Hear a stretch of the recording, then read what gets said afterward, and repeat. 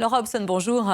Vous êtes maître de conférence à la Sorbonne Nouvelle Paris 3 et également historienne des États-Unis. Alors, quel regard portez-vous sur le décret donc, de Donald Trump en qualité d'historienne, mais aussi en tant que citoyenne américaine?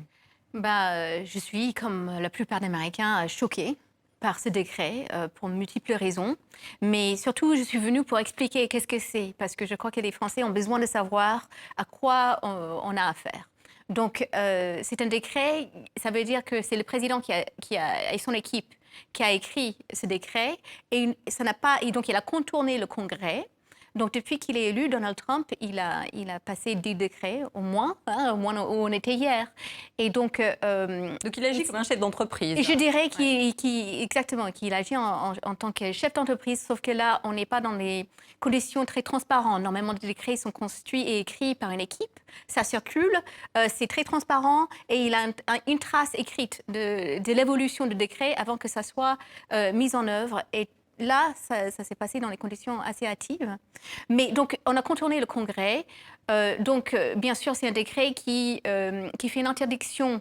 Donc, les réfugiés sont bloqués. Tous les réfugiés, n'importe voilà, d'où ils viennent.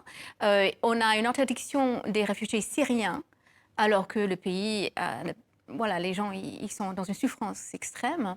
Et puis, on a une interdiction pendant 90 jours des personnes provenant de 6 autres pays, majoritairement musulmans. Donc, il a la Syrie ou interdiction totale. Et puis, ça sous-entend qu'ils vont arrêter d'accepter des réfugiés syriens. Mais dans le décret, ils disent textuellement qu'ils vont peut-être laisser une ouverture pour du cas par cas. Et dans ce cas-là, on peut considérer que les personnes, les minorités religieuses au sein de ce pays auront un traitement privilégié.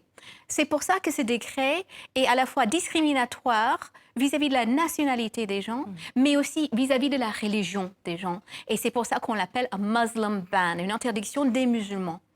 Ah, là, il a quand même touché à quelque chose qui est très ancré dans la tradition américaine, la tradition de l'accueil qui est quasiment sacrée quand même dans le pays. Absolument, ça fait partie de nos mythes fondateurs. C'est bien un mythe, hein, mais c'est quand même important. La plupart des Américains vont vous donner leurs origines dans les 5 à 10 minutes après une rencontre. On est fiers d'être un pays d'immigrés, et si on n'est pas amérindien, on est immigré. C'est quelque chose de très accepté aux États-Unis. Et les Afro-Américains, c'est par contre c'est une immigration forcée, c'est l'esclavage, c'est un autre héritage. Mais on a donc une notion qu'on est un peuple d'immigration et on a une forte identité d'ouverture vers l'autre. Donc cela choque la plupart des Américains. Et on voit par exemple que the American Civil Liberties Union, c'est une organisation mise en place en 1920. Qui est très puissante.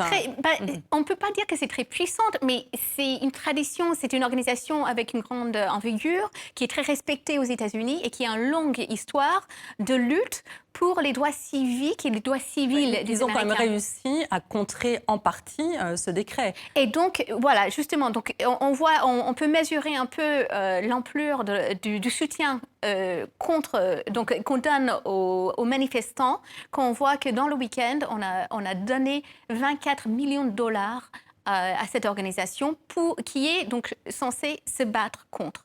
Et c'est exactement ce qu'ils ont fait. Donc, ils ont porté plainte. Et c'est leur plainte, en fait, qui a provoqué une suspension judiciaire d'urgence mise en place par des juges. Par contre, c'est une suspension, il faut dire que le décret était très, très choquant parce que ça bloquait également des personnes ayant une double nationalité. Donc, si par exemple, on était franco-iranien, et on entrait aux États-Unis avec son passeport français, le fait que vous soyez également citoyen iranien ou irakien ou un de ces pays, ça bloquait l'entrée de cette personne.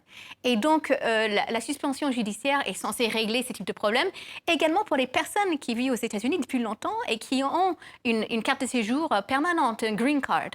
Alors, est-ce que dans l'histoire des États-Unis, on avait déjà vu une telle discrimination ?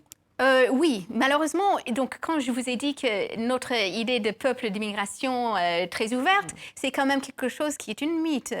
C'est vrai pour beaucoup de familles que les familles sont d'origine immigrée, mais c'est également vrai qu'on a mis en place des lois restrictives très fortes. Donc à la fin du 19e, on a bloqué l'immigration chinoise. Et puis à partir des années 20, on a mis en place un système de quotas qui ont bloqué certaines nationalités, qui ciblaient, c'était une discrimination également religieuse, déguisée en discrimination de nationalité. Et donc, c'était ciblé pour cibler des non-protestants, dont les catholiques, juifs et chrétiens orthodoxes. On voulait avoir des immigrés qui étaient blancs, à l'image justement...